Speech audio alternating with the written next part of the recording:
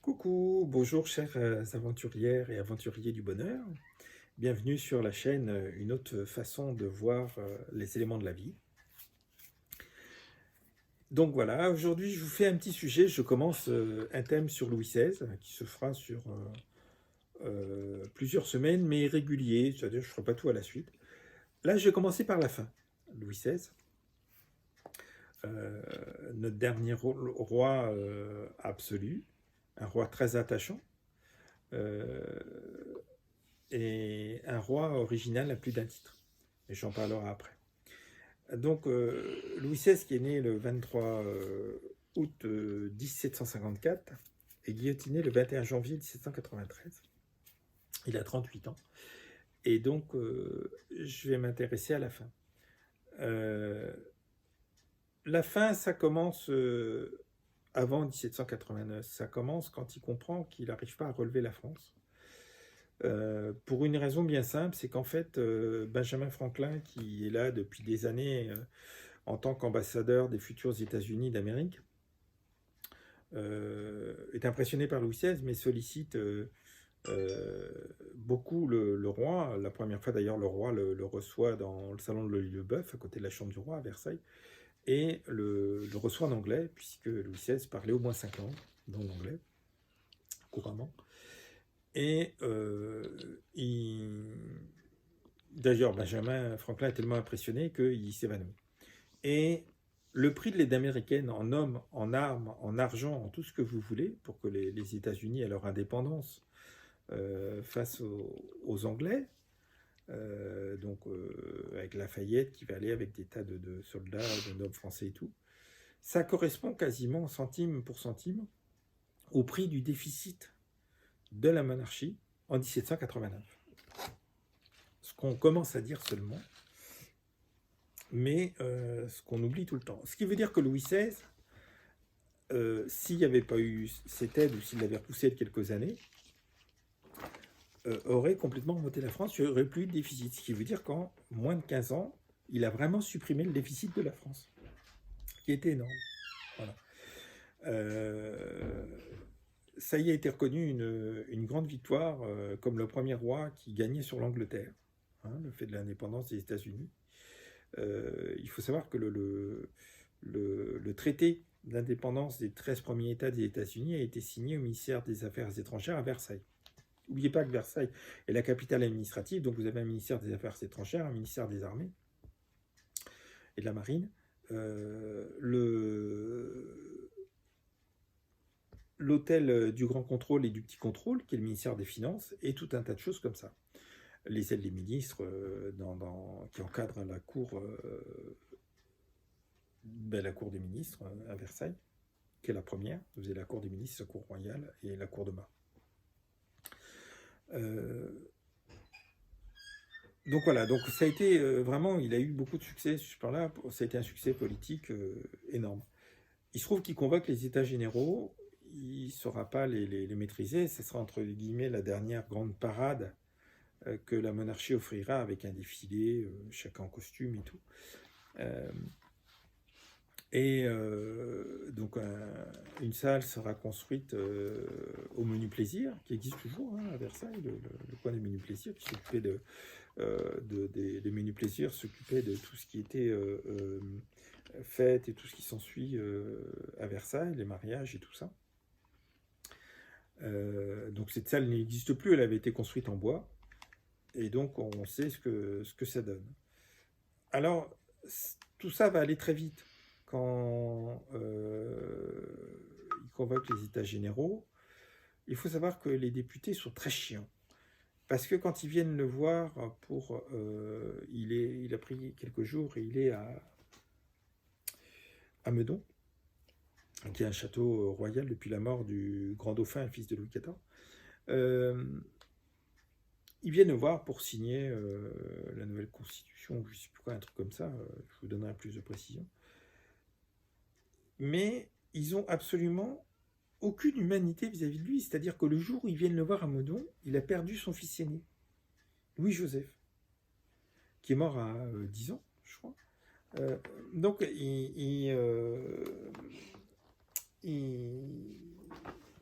pas, il est mort à 8 ans, je regarde.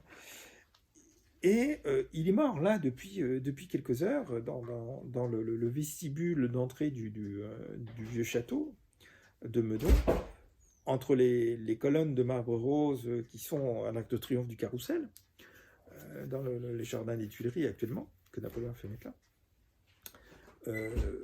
Louis XVI et Marie-Antoinette, qui étaient des parents exemplaires et aimant énormément leurs enfants, c'est qu'ils ont eu du mal à en avoir, et je vous expliquerai pourquoi. Ils viennent le voir pour signer, les députés, une délégation, et ils leur demandent simplement revenez plus tard, je viens de perdre mon fils, mon enfant. Donc ils sont là en famille, et les députés réagissent très mal. Ils repartent et ils disent ouais, le roi nous a foutu dehors, un peu de choses près, mais il n'y a aucune humanité, c'est ça qui est invraisemblable. Et donc ça va s'enchaîner, il est emmené, condamné. La fuite à Valmy, la fuite, oui, c'est à... Non, c'est pas à Valmy, c'est à Varennes. Voilà, aujourd'hui, ça va. La fuite à Varennes est déformée parce que le roi va à Varennes pour aller dans une ville française tenue par des gens qui lui sont fidèles, pour pouvoir participer à la rédaction de la nouvelle constitution que les révolutionnaires veulent faire. Parce que lui veut faire une monarchie constitutionnelle, comme il y a en Angleterre, ce que la majorité des députés, d'ailleurs, accepteraient. Et donc, mais il veut pouvoir être en position de force pour être à égalité avec les révolutionnaires. Et ça, c'est la vraie raison de la fuite de Varennes, qui n'est pas la même que celle que la volonté de fuir de Marie-Antoinette, la fuite de Varennes qui est organisée par le comte de Fersen. Parce que Marie-Antoinette, elle veut sauver ses enfants, ses 3 enfants qui lui restent, et elle veut sauver son couple aussi. Vous savez que même si elle a eu une grande relation amicale, voire amoureuse, platonique avec le comte de Fersen, le Suédois, c'est pas pour autant qu'elle n'aimait pas le roi et qu'elle n'a pas été dévouée. Ils ont vécu des moments absolument fantastiques dans les derniers temps. Ils ont été unis face à leurs enfants et tout, quelque chose avec leurs enfants, quelque chose d'incroyable. Et mon minou. Là encore, Louis XVI est incroyable parce que quand il est emmené à l'échafaud le 21 janvier 1793, Marie-Antoinette sera guillotinée au mois d'octobre suivant, alors qu'elle allait mourir quelques semaines plus tard, puisqu'elle avait un cancer de l'utérus, je crois. Ils ont absolument voulu la faire périr sur l'échafaud, donc là encore, aucune humanité. Louis XVI rédige,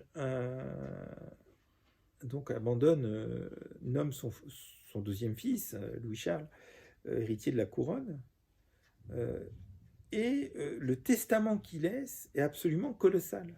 Il pardonne les Français pour ce qu'ils vont faire, pour les massacres. Il prie pour que son sang ne retombe pas sur la France et sur les Français. Il est absolument incroyable. Et il va le dire sur l'échafaud. Alors dès qu'il parle, les révolutionnaires font tambouriner pour pas qu'on entende. Heureusement, il y a des gens qui ont noté. Et c'est pareil. Il le redit. Je prie pour que mon sang ne retombe pas sur vous, etc. C'est comme Marie-Antoinette. Quand Marie-Antoinette est emmenée à l'échafaud, Robespierre paye des gens pour insulter la reine et tout, parce que la foule est silencieuse, comme pour Louis XVI. Un silence recueilli, parce que la foule n'est pas tellement d'accord pour qu'on les guillotine. Donc il y a un silence très respectueux, aussi bien pour Louis XVI que pour Marie-Antoinette. Parce que les révolutionnaires vont beaucoup cacher, et pour Marie-Antoinette, Robespierre va même payer des gens pour l'insulter au passage. Mais la foule ne suivra pas. Donc, ce sont des gens qui, par la Révolution, vont montrer tout leur courage, leur humanité, leur intelligence. C'est colossal ce qu'ils ont vécu. Et ils vont garder toute leur dignité et leur respect pour chaque Française, Français. C'est vraiment incroyable.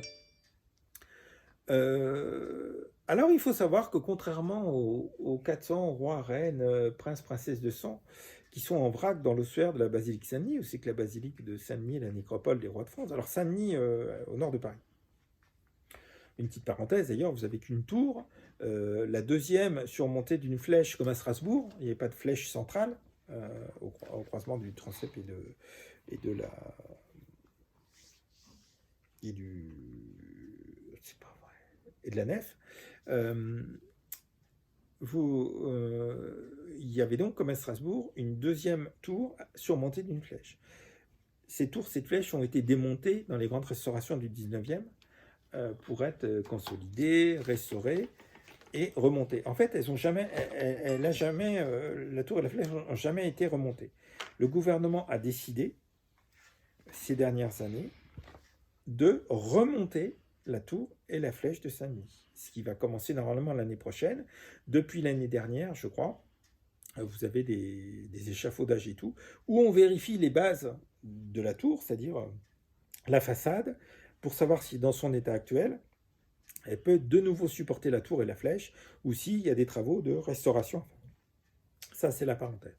Mais vous avez 400 restes de princes, princesses, rois et reines à Saint-Denis, dans l'ossuaire. Vous avez le cœur de Louis XIV qui est à part, le cœur de Louis XVII qui est à part, vous avez 2 filles de Louis XV qui sont dans leur cercueil sur des tréteaux, hein, parce que, comme ça se faisait, parce qu'ils sont morts après la Révolution.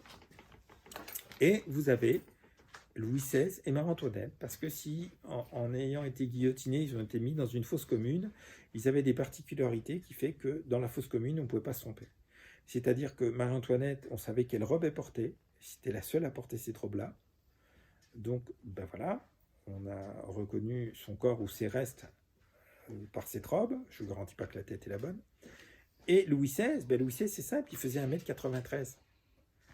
Donc, croyez-moi que dans toute la fosse commune, il n'y en avait qu'un qui faisait 1m93 par rapport à l'époque.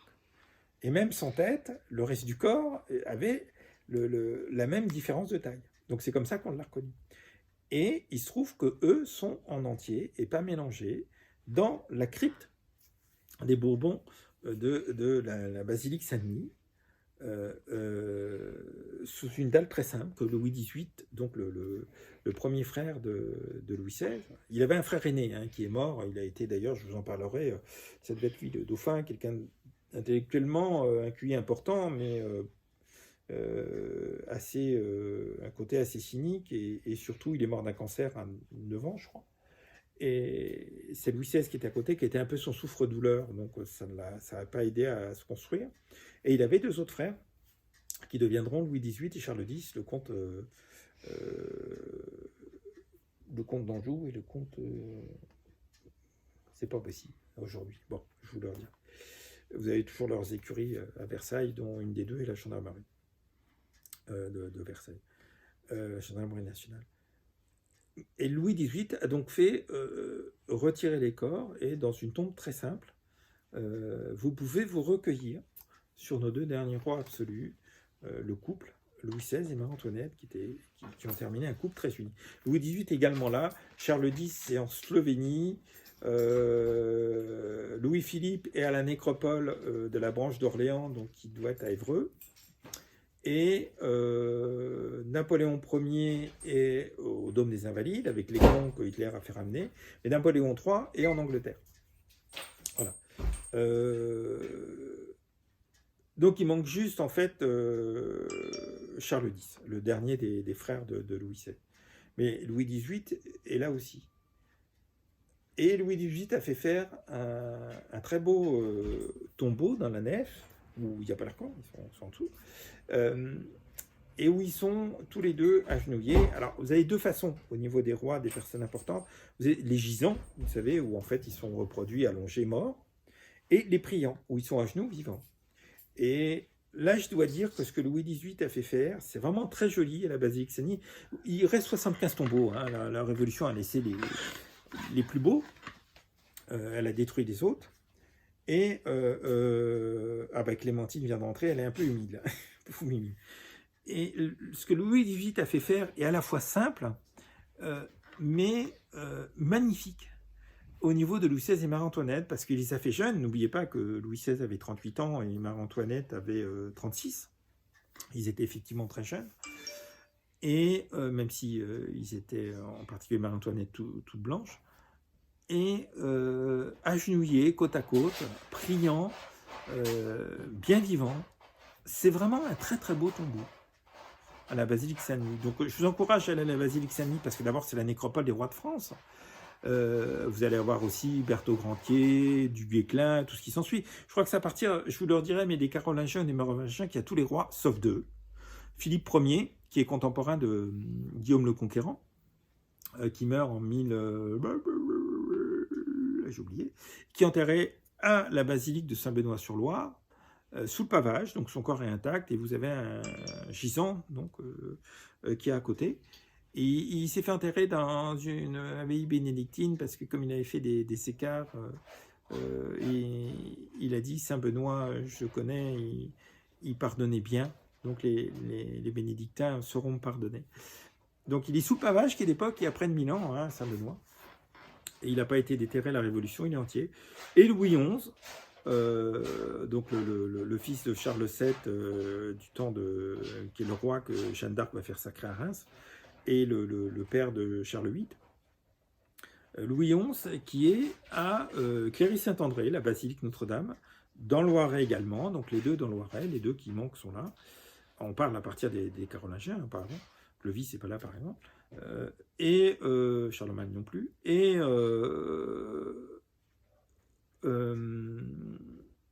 Louis XI, par contre lui il a été déterré à la Révolution, et il reste les deux crânes, il reste son crâne à lui et le crâne à sa femme. Il y a un crâne d'un enfant, d'ailleurs on dit que c'est les deux crânes de Louis XI, son crâne d'enfant, son crâne adulte. Mais il y a au moins les crânes. Alors dans une porte s'ouvre dans une petite crypte sous la basilique Notre-Dame. Vous savez que c'est Louis XI qui a fait construire cette basilique qui est magnifique, hein, qui est un des chefs-d'œuvre de l'art gothique, hein, vraiment superbe. C'est vraiment une splendeur. Vous avez des chapelles, c'est de la dentelle de pierre au niveau sculpture, c'est assez remarquable. C'est même spectaculaire. Et puis il y a la salle où il allait avec le petit trou pour pouvoir participer à la messe de loin. Et c'est assez marrant, avec sa cheminée au-dessus de la nef, en fait, du chœur. Et avec l'escalier qui est pas un ovoïde, mais vous avez les marches forment une spirale, ce qui fait que si on est attaqué, on voit qui vient en même temps. Et c'est particulièrement élégant. Louis XI a fait construire cette basilique parce qu'il allait à une bataille et il a prié la Vierge en lui disant « Si je gagne cette bataille, je vous construirai un sanctuaire. » Donc il a construit la basilique qui a été, je crois, terminée de son vivant, mais qui est vraiment une splendeur. Donc Cléry-Saint-André, qui est au bout du département, pas très loin de Main-sur-Loire et Beaugency, pour ceux qui connaissent, où il y a un patrimoine important. Main-sur-Loire, où c'est le deuxième plus grand château de la Loire, après Chambord. Chambord a 426 pièces et Main-sur-Loire en a 186 ou 187. Résidence secondaires des évêques d'Orléans, et vous avez donc les geôles à Main-sur-Loire qui sont assez terribles, ou avec une espérance de vie de 6 semaines environ pour les prisonniers qu'on mettait dedans. Donc j'en reviens à Louis XVI. Donc Louis XVI a réintégré. Il y avait aussi Louis VII qui n'avait pas été mis en parenthèse en terre à Saint-Denis, qui était